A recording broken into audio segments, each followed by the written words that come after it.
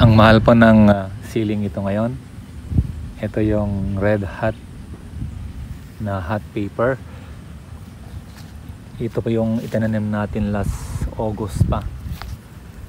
Ang presyo po nito ngayon ay naglalaro sa 500 to 600 per kilo. Napakarami po niyang supang. Weekly po natin siyang nisprehan ng BB Tol at saka Anaa, kasama yung ating heavyweight tandem, para po malaman ninyo kung paano i-timing at palaguin itong ceiling ito. Tapusin nyo po ang video ito. Malalaman nyo kung paano i-control yung anthracnose or yung lap nose. Hello! Welcome to Tech Pop-Up, the Smart Learner channel. We educate intelligent farmers and provide effective solutions to your problems. Gumagamit po ba kayo ng maraming inorganic fertilizer? Acidic din po ba ang inyong lupain? Mabagal bang lumaki ang inyong mga halaman? Panahon na po para pagandahin at pababain yung paggamit ng inorganic fertilizer. Kayo po na nag-o-organic, pwede po ninyong gamitin ito. Kayo po na natatakot sa mga insecticide, natatakot sa mga iba't iba pang mga chemical na inilalagay sa halaman, pwede po sa inyo ito. Tayo po ay gumagamit ng probiotics o itong lactobacillus lactic acid. Ito po ay nagpapaganda o binabalik niya yung ganda ng lupa. Binubulok po niya ng madalas o mabilis yung mga pwedeng bulukin sa lupa, kagaya ng mga dahon, yung mga rice straw. Pinapabilis po nito ang pagbubulok.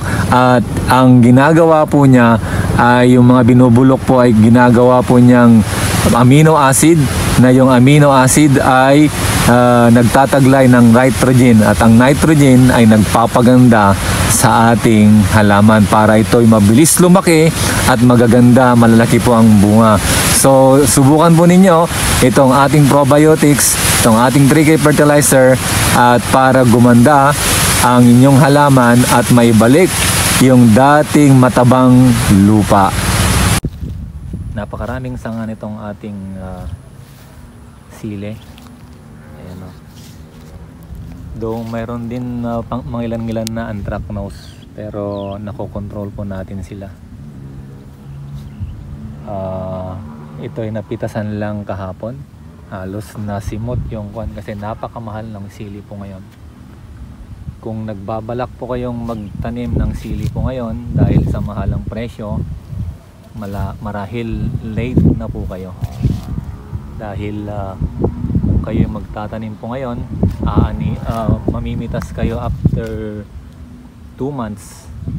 Ganun po katagal yung paghihintay ng bunga nito na mahihinog.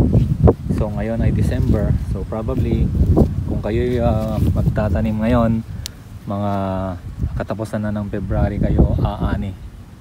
So ganun po katagal. Pero may mga foliar fertilizer po tayo na pwedeng magpabilis sa paglaki o paglago ng inyong halaman, kagaya ng Anaa at saka yung BB Tol, yung power grower. Pero kung gusto nyong madami ang inyong harvest na bunga, ito po ang dami niyang mga bulaklak. Gumamit po kayo ng 3K fertilizer at saka yung 3K organic pest control para makontrol po yung anthracnose.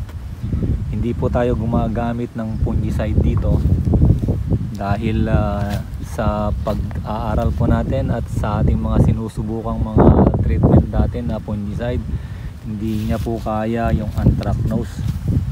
Mas maganda po talaga na palakasin natin yung ating halaman para lumaban siya sa pungus. Ito, may mga hinog na naman. Ayan, 150 yata, o hindi ko alam kung magkano ang isa nito ngayon. Napakamahal Wala kang makita ngayon na sili sa palengke na halos wala kang makita dahil talagang napakamahal. Ito, maganda po yung kulay nito. Ayan to, nangingitim mo, malapit na po yung mahinog. Dahil ito ay tinanim natin last August, akala ko hindi siya magbabago. Tingnan nyo po, napakalilit ng kanyang mga dahon, napakalilit ng kanyang mga dahon sa baba. Yan po yung mga nauna, pero sa taas musbong na po siya, gaya po nito. Ayan, ginamitan po natin siya ng bibitol at saka nung anaa, kaya musbong po siya. Ito dati yung kanyang mga maliliit na mga dahon, no? Yan, pero musbong po siya. Ito kagaya nito, may mga umuusbong sa ibaba. Yan, ito pahinog na naman.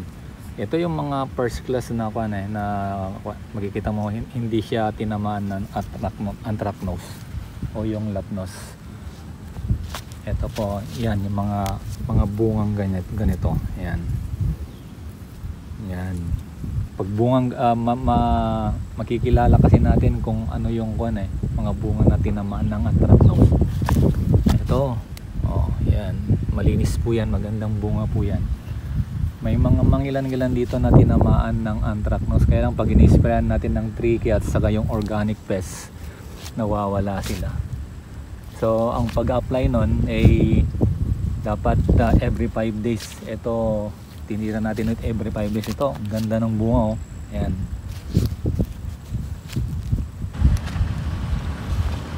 Oh, ang ganda po, ang hinog na. Oh. So habang siya umuusbong, dumadami yung kanyang bunga, napakabilis po niyang mahinog dahil sa heavyweight tandem. Ito, tinira ito ng hindi ito anthracnose, tinira ng uod, oh. Ito tinira ng uod. Ayan, oh. May mga uod din to. Ito, ang ganda ng pagkakahinog nito.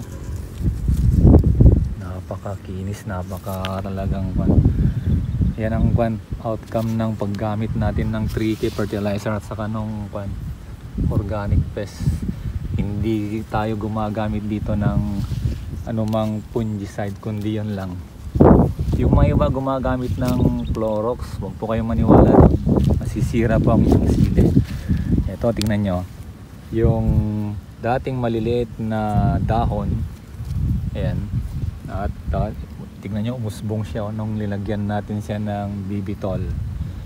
Ayan, ang lalaki. Siyempre, pag malalaki yung dahon nito, lalaki din yung mga bunga, kagaya nito. Ang lalaki ng mga bunga. Ayan. Ito, maliliit, sa baba, yung mga yan. Pero umusbong siya, may lumabas na sanga. Yan ang epekto ng paggamit ng anaa at saka ng bibitol. Ito po yung ating silian. Dati napakapangit po nito, pero ngayon musbong na po sila. Namumuti dahil sa daming mga bagong mga bulaklak yung ating sili. Yan, oh. Ayan. Oh, ang dami, oh. Ang daming, talagang napakaraming bunga.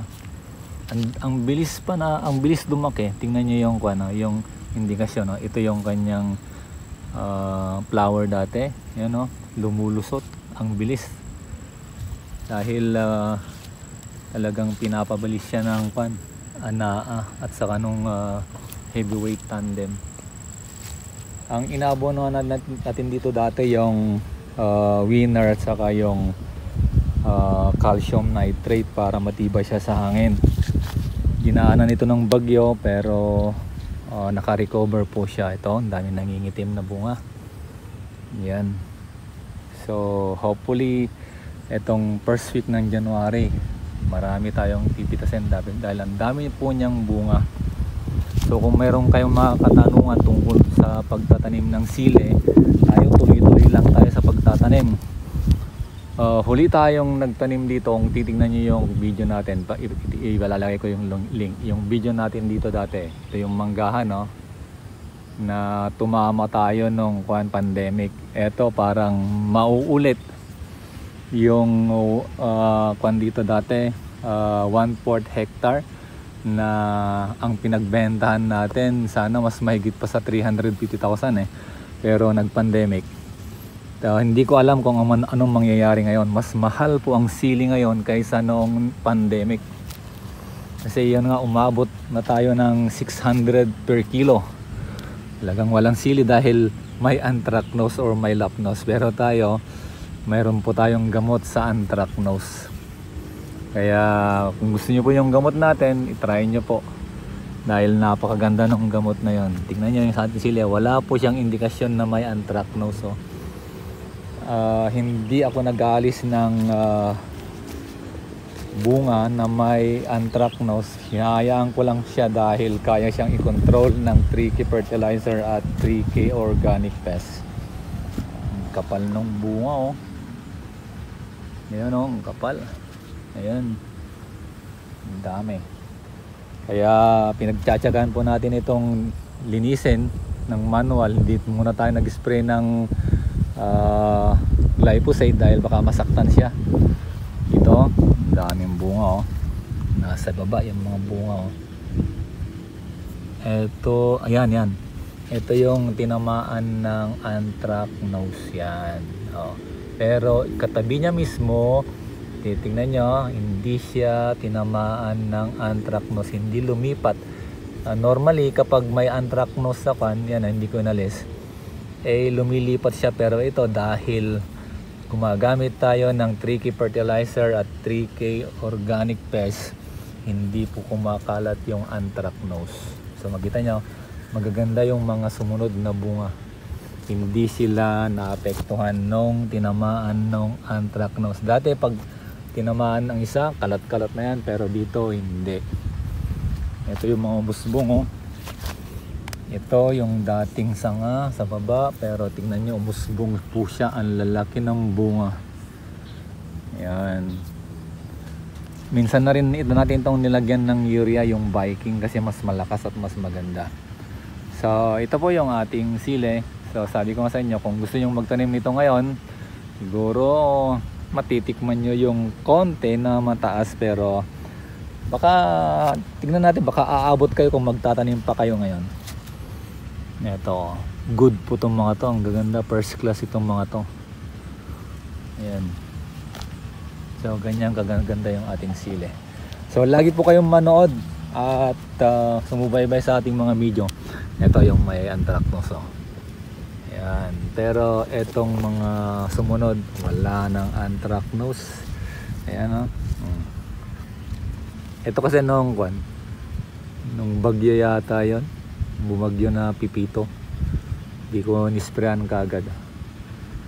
Ayan. Pero ngayon, every 5 days tayo nag-spray ng organic pest at saka yung 3K fertilizer. So maraming salamat po sa mga nanonood sa ating mga video, at sa mga gustong magtanong, libre pong pagtatanong, welcome po kayo. Akala ko anthracnose ito. Ito pala yung nato yung bulaklak, oh. Ayan, pipitasin na naman po yan, hinog. Ito talagang God bless po.